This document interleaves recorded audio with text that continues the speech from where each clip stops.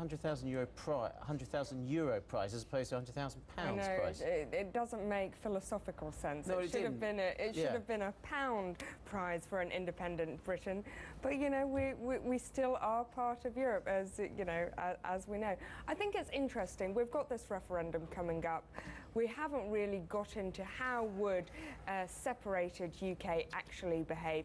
Are we trying to renegotiate terms of the deal with Europe, or are we actually trying to exit? And we've had a lot of kind of commentary from business leaders in the UK saying that an exit would be very damaging.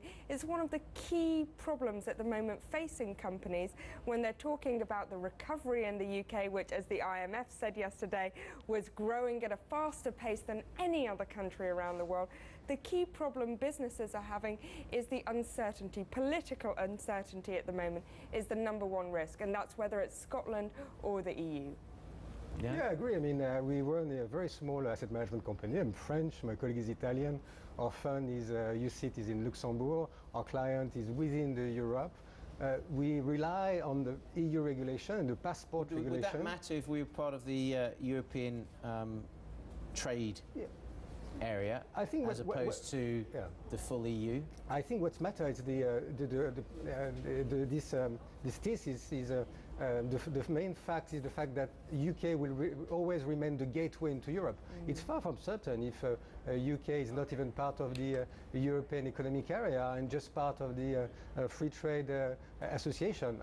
Switzerland, for example, is not part of EEA, but it's part of Schengen, which UK is not, and is part of the Free Trade Association. So it will make the position of UK vis-à-vis Switzerland for the EU business at jeopardy. So we could see, for example, a lot of companies in financial industry going to Switzerland because, in fact, it's easier to do business within EU in Switzerland than in UK. The problem is the unknown, basically, is that we don't know how much it would cost, how well we would be able to form these more global trade agreements, and how damaging it would be to companies who have to change systems in order to meet different regulatory demands. Well, I mean, at the end of the day, if you want to sell into the EU market, you still have to meet EU demands on goods and services. That wouldn't presumably change, would it? It wouldn't, but the point would be ditching various regulations from Brussels that you don't need, whether it's agricultural policy or whatever. But that's the advantage, isn't it? That is an advantage. That's the upside. I mean, at the end, the winner, I think there were 150 files. The winner expect that in the best case scenario it's plus 1.1% of GDP, the worst case scenario minus 2.6% of GDP, and the mean case £40 billion, I think. And the mean case of plus 0.1%. So even if the best, the winner expects such a minimum impact, I think the case for Europe is.